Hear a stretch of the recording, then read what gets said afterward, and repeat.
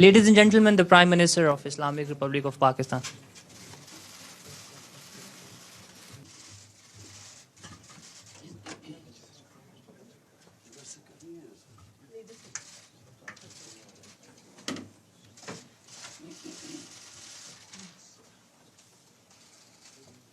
On? On? Oh, you start.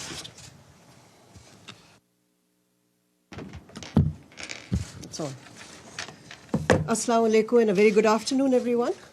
It's my great honor to have Prime Minister Imran Khan and Foreign Minister Shah Mahmood Qureshi today addressing a presser at the UN. So without much ado, I will hand over to the Prime Minister. Bismillah ar-Rahman ar-Rahim. The main reason I came to attend the United Nations General Assembly was to highlight the plight of people of Kashmir. There are a lot of problems. We are trying to fix a lot of things. Pakistan faces challenges, and so therefore I would not really have come out at this time. But I came out to New York only because I felt that unless we highlight what is going on in Kashmir, the world is not going to know. Neither will the people know the oppression that is going on, nor will the world understand that this is just the beginning. It's going to get worse. And there's a potential that two nuclear-armed countries will come face to face at some stage. So hence, I felt that it is extremely important that we highlight what is happening in Kashmir amongst the world leaders and a forum like the United Nations General Assembly. Today, 50 days, people of Kashmir have been locked down by 900,000 soldiers. For 50 days, there's no news coming out of Kashmir. There's a total news blackout. I have met Kashmiris in New York who have complained that they can't get in touch with their families. They don't know what's going on. We know of mass arrests. We know that the entire leadership of Kashmir, even those leaders who were pro-India, who wanted to be part of India, even those Kashmiri leaders are now somewhere in jail in India. We know that young people, boys, have been picked up. We know that the hospitals are not functioning.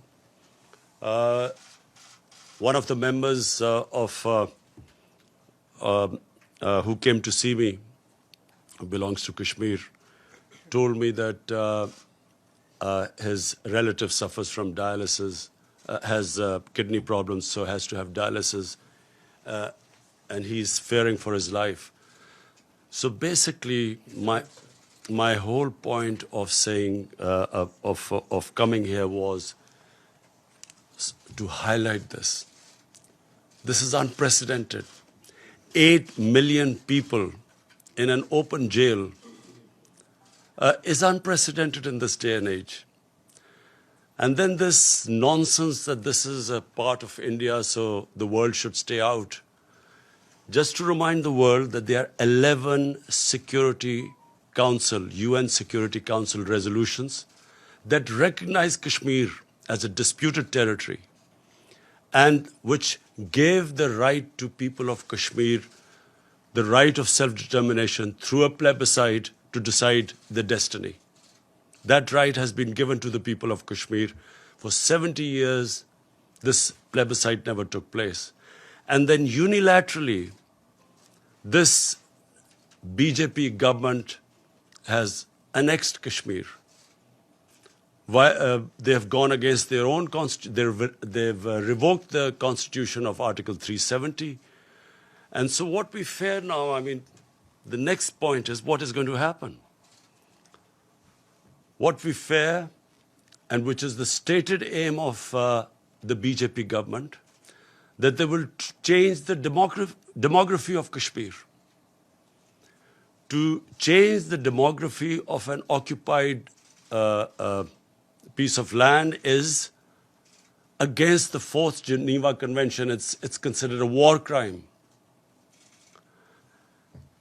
And secondly, the biggest worry is what happens once the curfew is lifted. We fear with 900,000 soldiers there will be a massacre. And that's also what we are trying to tell the world community, that they must act on it. And my other fear is that India, for whatever is happening in Kashmir, will blame on Pakistan. Last February, there was a Kashmiri boy who blew himself up on an Indian military convoy. The parents of the boy said that he was radicalized by the security forces on some checkpoints or something. Nothing to do with Pakistan. Yet Pakistan was immediately blamed for it. I went on air and said, if you give us any proof that Pakistan is involved, we'll take action. Before any proofs could come, the Indian jets arrived. They bombed us. In retaliation, Pakistani jets went and bombed India. On their way back, they were chased by 2 Indian jets who were shot down. Immediately, we returned the pilot who fell in Pakistan, and we returned to India. But unfortunately, that was treated not as a gesture of peace, that we didn't want escalation between 2 nuclear-armed countries. It was taken as a sign of weakness, how we were scared of the might of India. And the sad fact is that unfortunately, India today is governed by a racist, a Hindu supremacist, a party, RSS, which was banned in India 2 or 3 times as a terrorist organization. RSS was responsible for the assassination of Mahatma Gandhi. Prime Minister Narendra Modi, who is a life member of RSS, was responsible for the pogrom which took place in Gujarat, where 2,000 people were butchered, burnt, under his chief ministership, and for 3 days the state did not do anything. 150,000 people became homeless, Muslims became homeless. Unfortunately, India is past 6 years, is being governed by an extremist party. It believed in the ethnic cleansing of Muslims from India. This is what the founding fathers of RSS, you can just Google and read what they said, who they were impressed by. Adolf Hitler, Mussolini were their role models. This is all, you can just Google it and you'll find. And this is what we face right now. The moment my party came to power, we tried to do everything to mend our relationship with India. I approached him, I called Prime Minister Modi, said we have similar problems. You and we have poverty, unemployment, and of course climate change is going to affect both Pakistan and India. And all these efforts were rebuffed. We thought it was because of the election campaign. We thought maybe, a nationalist party would pander to its base. So we waited till after the elections. And once the elections were over, we again approached them, and then we found that they were trying to push us into the FATF blacklist to bankrupt Pakistan. That's when we realized there was an agenda. And of course, on 5th August, the agenda came forward. They do not consider Muslims as equal citizens. Neither do they consider Christians as equal citizens. They do not believe in the Nehru-Gandhi secular, plural Indian society. India is changing, has changed in the 6 years. I know India. I have friendships, I know through cricket, I know the India of Nehru and Gandhi, and I know what is going on now. So I'm alarmed, and I think the world leaders need to know. I've spoken to the world leaders. I've spoken to President Trump. I've spoken to Boris Johnson, the British Prime Minister. On telephone, I've spoken to Angela Merkel, to President Macron of France. I've spoken to the Muslim leaders. And this is the time for world to act before this goes too far. Because this is the first time after the Cuban crisis, two nuclear-armed countries are going to come face to face. And what we fear is already the statements that are being given, that terrorists are being lined up on the borders of Kashmir, waiting from Pakistan to go inside. What sort of a nonsense is this? What possible benefit is Pakistan going to have now sending in terrorists when there are 900,000 security forces there? All that will happen is that there will be more oppression on the people of Kashmir. Why would we want to? What will be achieved from that except Pakistan will be blamed, and secondly, there will be more oppression of the people of Kashmir. But this is typical. I've heard Prime Minister Narendra Modi talk about this, that Pakistan should stop terrorism. What is worse than this sort of state terrorism that is going on?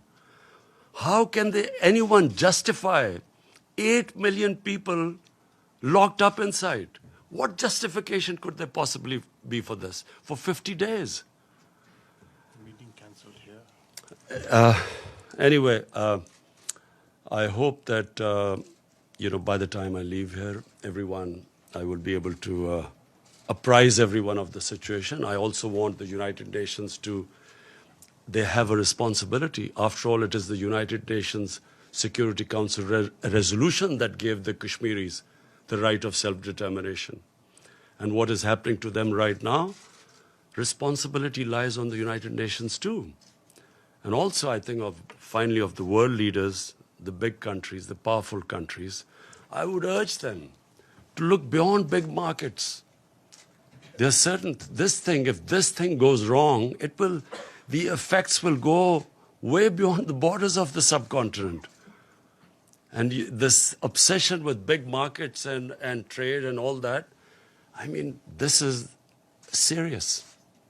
And I again repeat, we do not know what will happen after the curfew is lifted. And my fear is that with 900,000 troops there will be a massacre. Yes, Mr. Prime Minister. Wait, Mr. Prime Minister. Michelle from Reuters, please go ahead.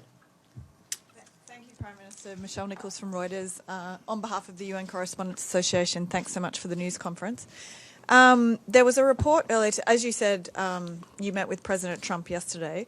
There was a report earlier today that President Trump has asked you to mediate between the United States and Iran. Is that true? Can you elaborate? Has President Trump asked you to take a message to President Rouhani? Before President Trump, I stopped over in Saudi Arabia because of the drone attacks on their oil facility. And I spoke to Prince Mohammed bin Salman, and he also asked me to talk to the Iranian president. He knew I was meeting him. And so also President Trump asked me that if we could de-escalate the situation and maybe come up with another deal. So I did convey this, and yes, we are trying our best. It's an ongoing thing, so I can't reveal more than that. So, sorry, just a quick follow-up. So, yes, you are now mediating between the United States and Iran. And when did you speak with President Rouhani? I immediately spoke to President Rouhani yesterday, after the meeting with President Trump.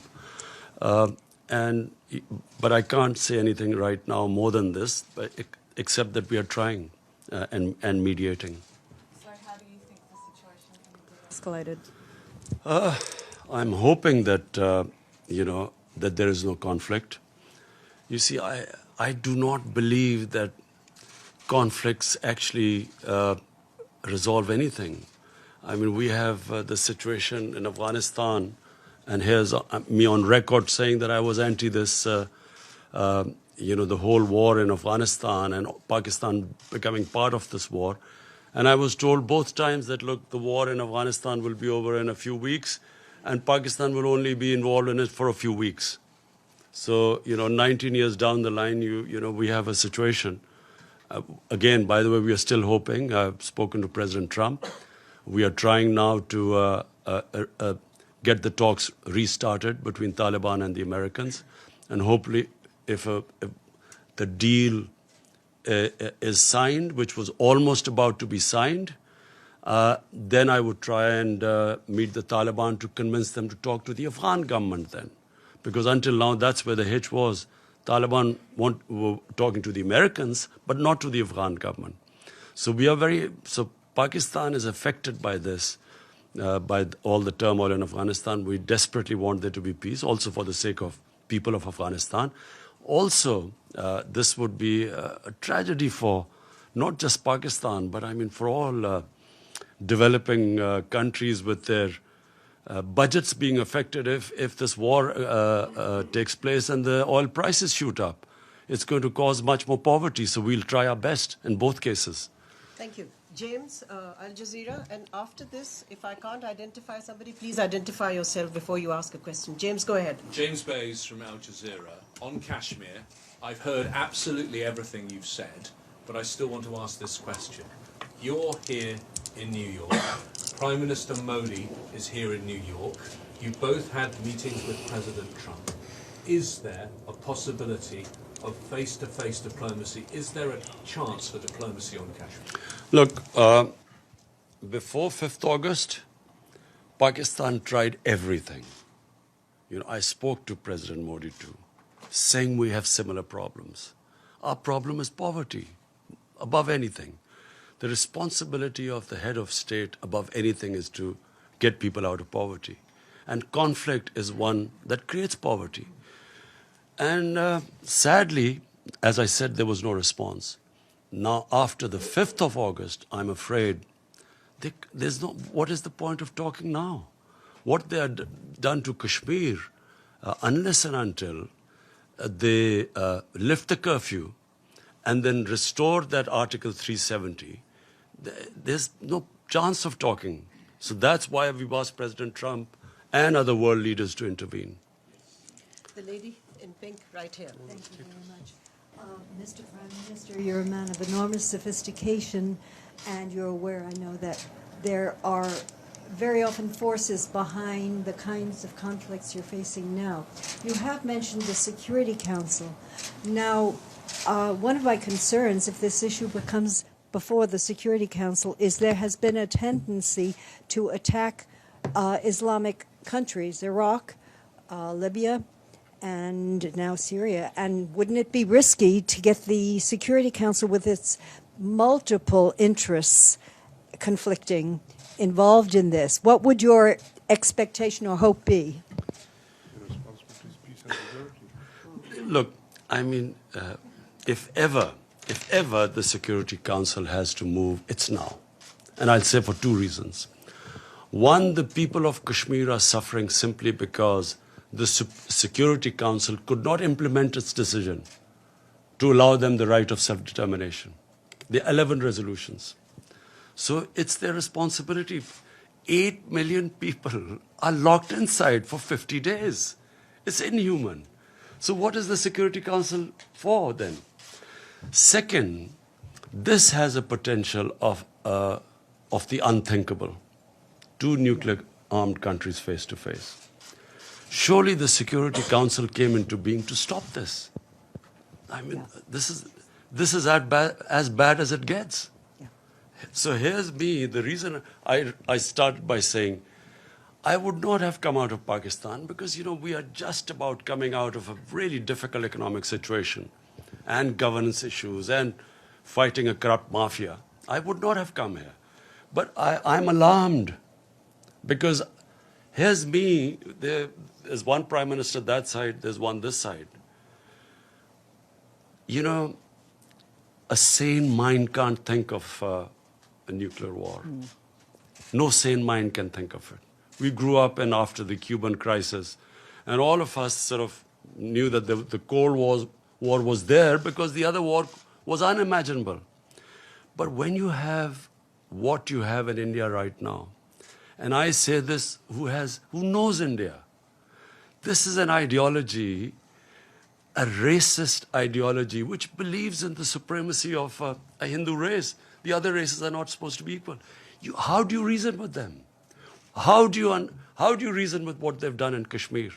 I mean, would you expect a civilized society to do what they've done? I'm locked in, 8 million people. So therefore, I'm worried that if this goes on, there can easily be a miscalculation. And that's why the United Nations must act. Mr. Prime The lady in the white suit at the back, please identify yourself. We'll come to you, Mateen, in a minute. Let's just take some ANCA members. Thank you very much. My name is Nazira Azim Karimi. I'm Afghan journalist. Mr. Khan, as Afghan people have a high expectation from you, because you're peace ambassador, you're a very famous soccer player. No. Cricket. Ball game, more or less the same. Ball is involved. As a peace ambassador, which role Pakistan should play to bring Taliban and the table to make negotiation with the Afghan government? What is the reason why they don't want to talk with Afghan government? Thank you. Well, this was a sticking point, as you're right, that the Taliban were willing to talk to the Americans, but not to the Afghan government. And at one point, the Taliban wanted to meet me, but I asked the Afghan government, and they asked me not to meet them. So the reason they said was that until President Ghani came to Pakistan, only then afterwards I should meet them. So I was planning to meet them once they had signed the deal with the Americans, and I would have met them for only one reason, that they should now talk to the Afghan government. But unfortunately, on a tweet, we found out that the deal was off. But, it's very sad because that was very close. And once the deal was made, then, the progress would have been made. But let me just be clear. There is no military solution, which is what I've been saying for a long time. And once the Afghans get together, they will find a solution. It must be, if the government sits down with the Taliban, they'll find a solution. But it's a question of getting them there. Iftikhar, APP. Thank you, Mr. Prime Minister. Iftikhar Ali from Associated Press of Pakistan. For weeks, you have been calling for lifting of siege in Indian occupied Kashmir. And in this connection, you have met representatives of international humanitarian organizations. What is it that prevents them to carry out their mandated task of providing relief to the Kashmiri people and to visit the prisoners, which they are mandated to do?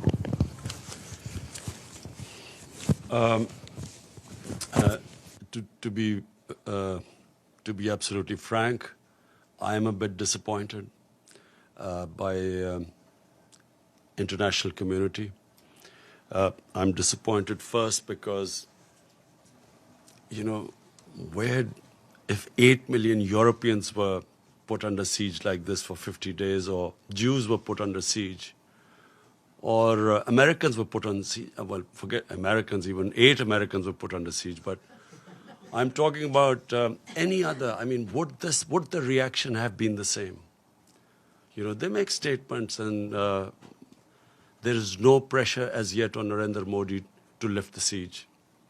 So we will keep mounting the pressure.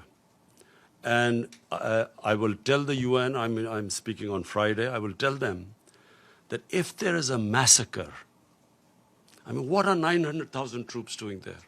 When India says that, Pakistan is sending these terrorists, 500 terrorists, what can 500 terrorists do in front of 900,000 troops? Why would you send 500 terrorists, as what they're saying? 900,000 troops are not to fight terrorists. They are to control, intimidate, and subjugate a population. And population, the entire Muslim population, I mean. This is why it is going to have repercussions far beyond Kashmir. Because 1.3 billion Muslims are watching this.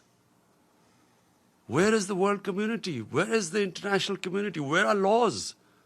United Nations Security Council had given them that right of self-determination. And what is happening to them now? So this will have repercussions. It's going to create radicalization.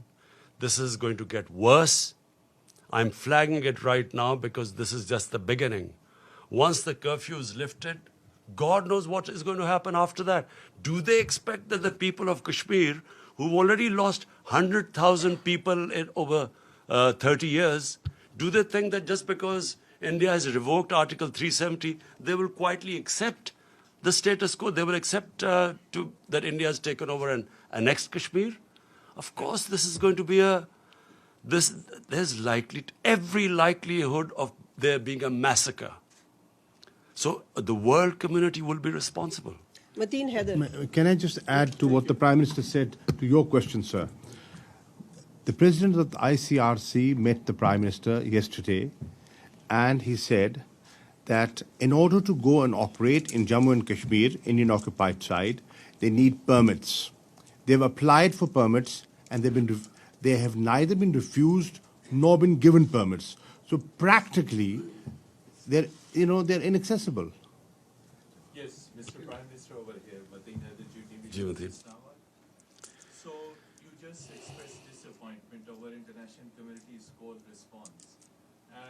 But you are saying at the same time you are making all efforts, meeting world leaders.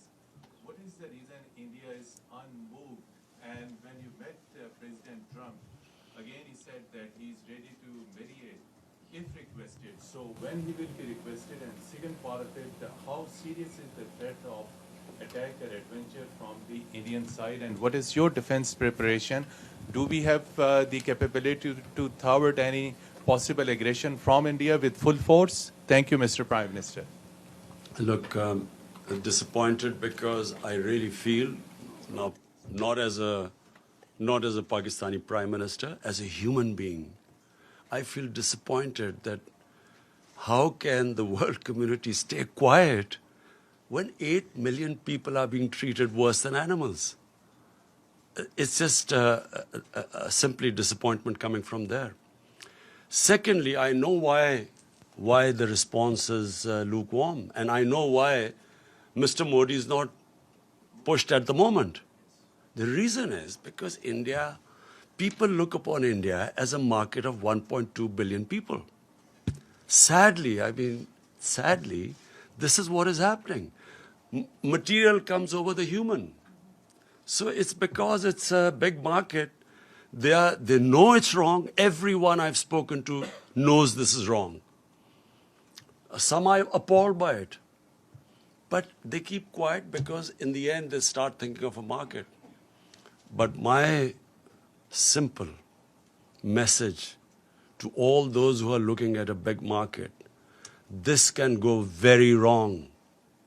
To your point, to your second question, last time when they made Pakistan an excuse for this, a boy brutalized by the Indian security forces who blew himself up, they blamed Pakistan and bombed us. And once a conflict starts between two nuclear-armed countries, and I told the Indian public too on television, I said it will go beyond my hands, or your Prime Minister's hands once it starts. Who knows where it's going to end up? So it's madness to allow this whole situation to deteriorate further, because it's only going to deteriorate. Again, I repeat, what will happen when you lift the curfew? What is going to happen? What do they think that the Kashmiris, after how they've treated them, are they going to quietly now accept India, that India has taken over Kashmir and they'll accept it? I fear there's going to be a bloodbath. And that's when things will start deteriorating very rapidly. I know you all want to ask questions. I'll come to you one by one. The lady in the blue, please go ahead, and if you can identify yourself. Thank you. Thank you, Ambassador. Thank you, Mr. Prime Minister. Betül Yürük from the Turkish news agency Anadolu. You had a meeting with Turkish President Erdogan yesterday. Do you think Turkey could play a role to help resolve the issue between Pakistan and India? Thank you. Well, first of all, I really want to thank President Erdogan for mentioning today Kashmir in his speech. We really feel that I hope that after him more leaders take his lead and at least ask India to lift the siege. We have a very, very good relationship with Turkey, and President Erdogan is coming over to Pakistan next month, which we hope to receive.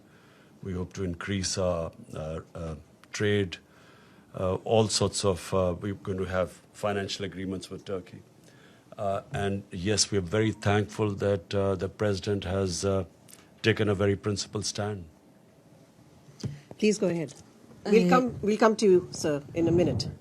Thank you. Thank you for the press conference, Mr. Prime Minister. My name is Ibtisam Azim from the daily Arabic Al-Arab Al-Jadid newspaper. My question to you is, you said that you will keep mounting the pressure. Could you tell us which steps are you going to take? And then to which extent are you afraid that the situation of Kashmir will be very similar to what's happening in the occupied Palestinian territories, where you have a lot of resolutions, a lot of sympathy, but on the ground there is no concrete steps to help the local people. Thank you very much. You see, just like until the Palestinians are given a just settlement, there will always be a problem there. But, you know, of course, Israel is very powerful and probably at the peak of its might. And so for the time being, they've put a lid on it. But eventually there has to be some settlement there, with a just settlement where the Palestinians have a homeland. I think that Kashmir is going to be a bit different. For 30 years, people of Kashmir have wanted, this freedom movement has grown. Today, the act done by the Indian government of shutting people in their homes for 50 days has alienated the entire spectrum of Kashmiri public. There were at times people who were pro-Indian and who were, you know, as I say, there were Kashmiri leaders like Umar Abdullah and Mehbooba Mufti who were pro-India. Today, no one will be able to ever get a vote in Kashmir who's pro-India because of what they've done. And they've actually, what the BJP government has done is it has actually told the Kashmiris that you're not equal human beings. They do not consider them human beings. Only, hence a mindset can put people inside what they've done. And not thinking through what happens once the siege is lifted. I do not think Narendra Modi knows what's going to happen.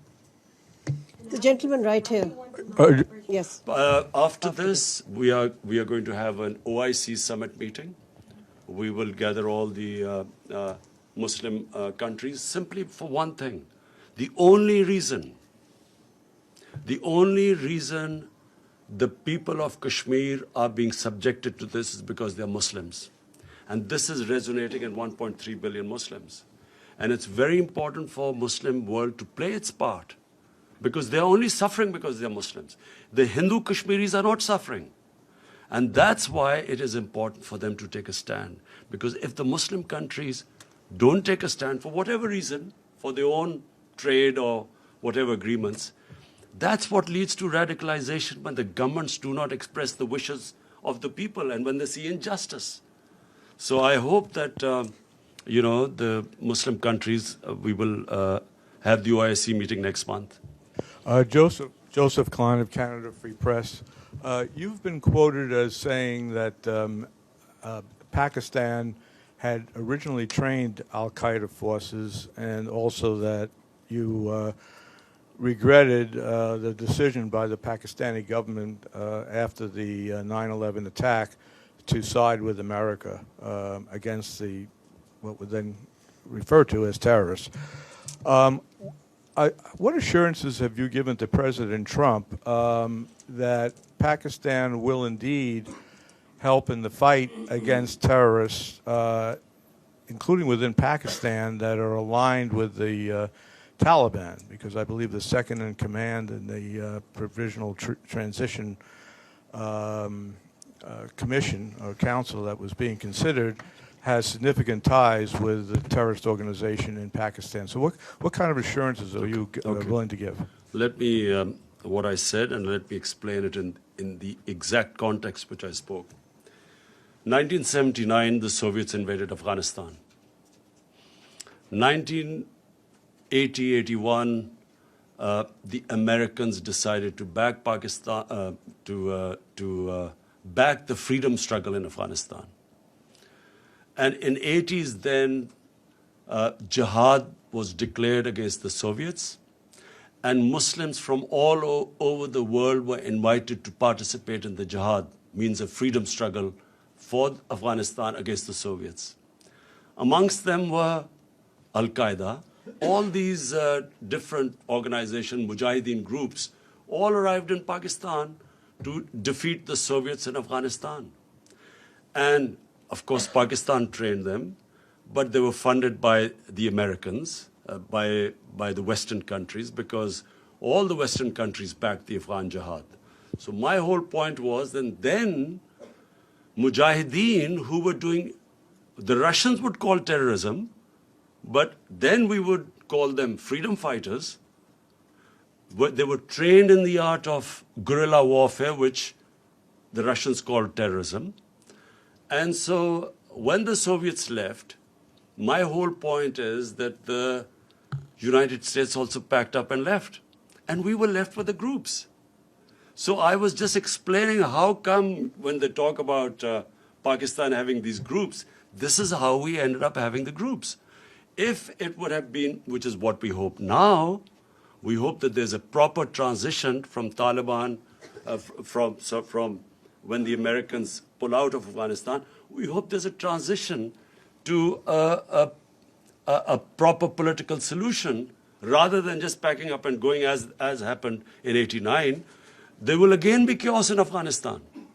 So my whole point is that when they left, chaos happened in Afghanistan. Pakistan had the fallout. We were left with these groups, all dressed up and nowhere to go. And we were blamed in the end. After 9/11, when the same groups from Mujahideen turned into terrorists, Pakistan was blamed for it. We were given the job now to clear this up.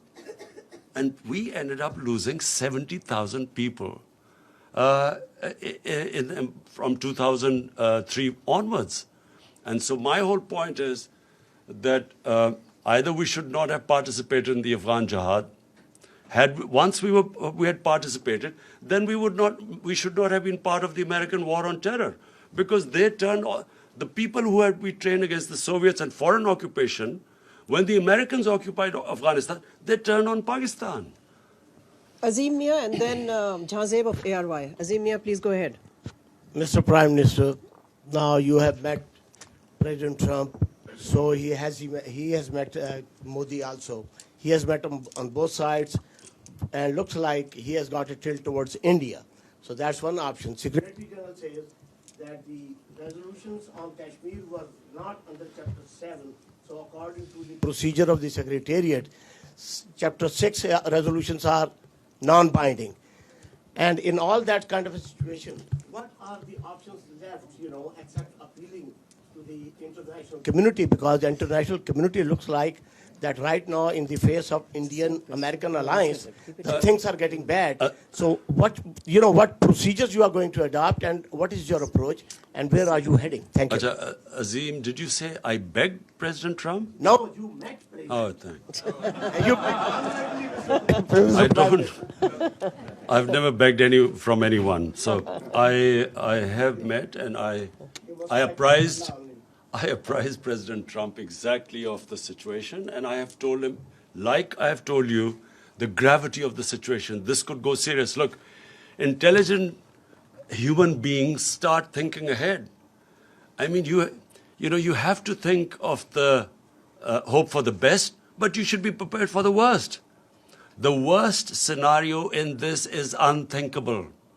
Normal human beings do not think of that. And so therefore, it is my job to tell them, in my opinion, things will deteriorate. We will keep them apprised. At least we have informed the world community what's going on. And as time goes on, and I fear that this is going to end up in a massacre, at least we will be able to tell the world community. And if India blames Pakistan for this, then at least the world would know about it. Previously, it was anything that happened in India. Look, what has been going on in the past? After 9/11, you used that magic word, Islamic terrorism, and all humanitarian rights were waved aside. You could do whatever you like with the people, provided you could term them as Islamic terrorists. And this is exactly what Narendra Modi is doing. This near genocide which he's about to commit, he's blaming it on Islamic terrorism, hoping that he'll get away with it. And that's why it's important for us to communicate with the Western world and civilized world and tell them what is happening. That's why we're telling them, send your own observers and find out what's happening. If India has nothing to worry about, and guess what the excuse of shutting down, putting people under curfew and shutting them in their houses for 50 days, the excuse is that this is to develop Kashmir. This is for prosperity of Kashmir. This is what the Narendra Modi position is. So it's important for us to tell the world, and I know now, I'm satisfied that at least everyone knows. I've apprised all the major world leaders of the situation in Kashmir. The follow-up question is... No, Azimia. No, Azimia. No, there are other people who want to ask a question. Go ahead, Jazeb. Thank you, Ambassador Malia. This is Jazeb Ali from Airline News TV, Pakistan. Prime Minister, like President Trump, Secretary General of the United Nations also offered to mediate between India and Pakistan on Kashmir issue. On Kashmir issue. So, sir, you still have to meet him. Sir, will you comment on the role of United Nations? I mean, United Nations also failed to implement its own resolutions for the last many years. So, in your opinion, what's the reason for that? Thank you, Jazeb. Ji, Jazeb, inshallah, you will see that this issue is not now going to die down. You will see in time. Don, Anwar Iqbal or Masood Haider, you decide amongst the two Anwar. of you. Huh?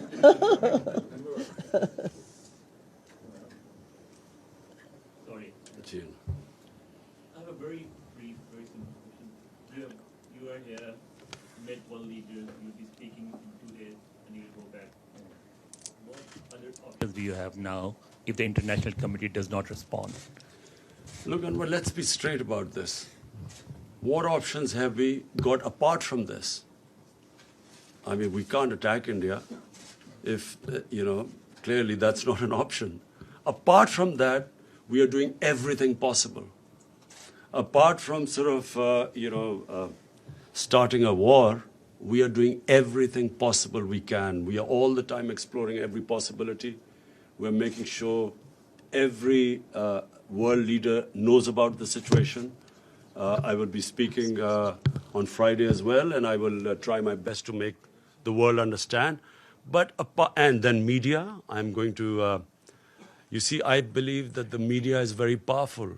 The Western media, I had meetings last night, and I realized that a lot of them already know what is going on.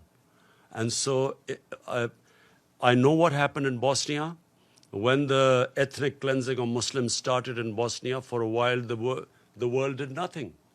But the media put such a pressure that eventually the world had to do something. And I believe that in Kashmir, it's exactly the same thing will happen. Even though countries are worried about their economic interests and markets, I believe that this is a much bigger issue than markets and economic interest. And eventually the world will be interested. Let's take Hassan from the Daily Times. Mr. Prime Minister, in the past we have seen we had General Musharraf 4-point formula and we also had a Chenab formula. What proposal would you suggest to resolve Kashmir if you are able to talk to India in the near future? For a start, they have to lift the curfew. That's the beginning. I mean, this inhuman curfew of 50 days Even the Congress party in India has commented that poor people have been shut inside for 50 days. 50 days no one knows what's happening with all the prisoners, political prisoners, thousands of them. Thank you very much. In that formula, there was a problem. And the problem was the third party, the most affected party, the Kashmiris, were not in the loop. We have one last question. Go ahead. Muhammad Ikram, Voice of America, US service, we broadcast to Pashto region, Pakistan, Afghanistan.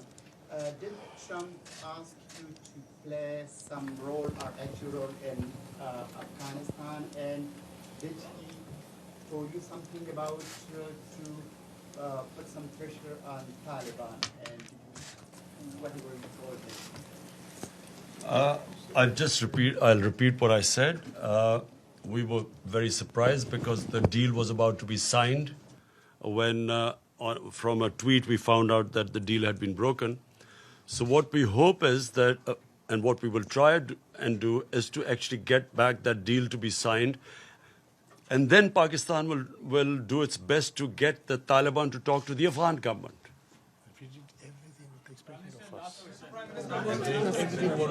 We're done. We're done. As we know that there is no word of disappointment in your dictionary. Really appreciate as you have conveyed Pakistan's narrative loud and clearly across the world. During these days, you have met with different head of states, including Donald Trump.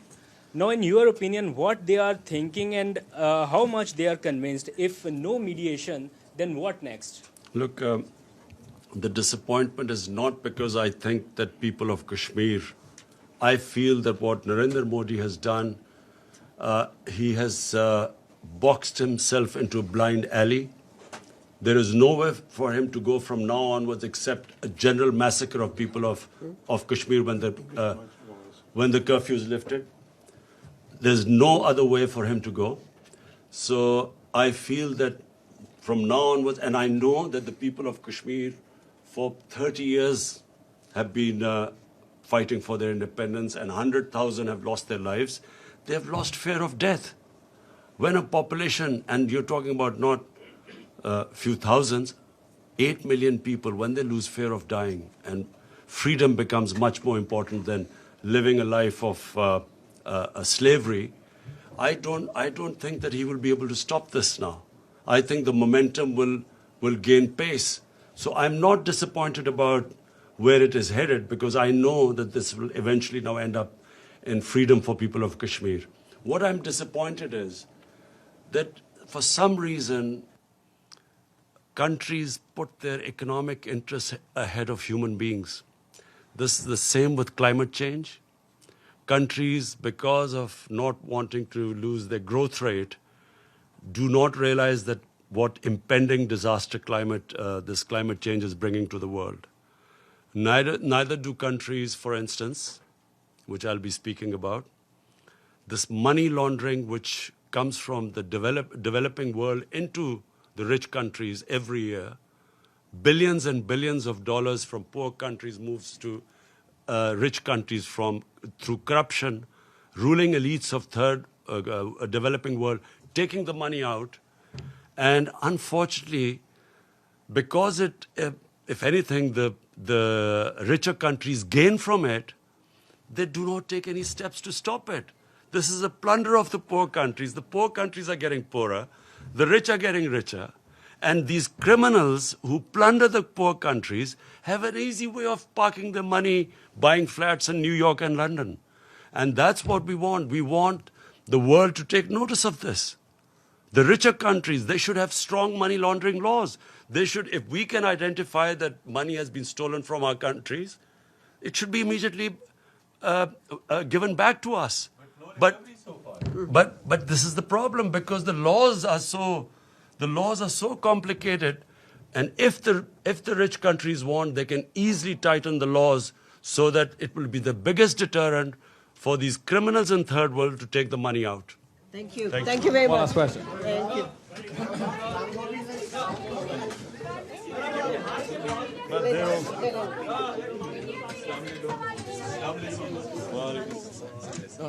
है वो allowed तो होता नहीं है Pakistani media कहाँ allow करते हैं? नरेंद्र मोदी के उसमें इंडिया मीडिया मसला हल करे ना इंडिया।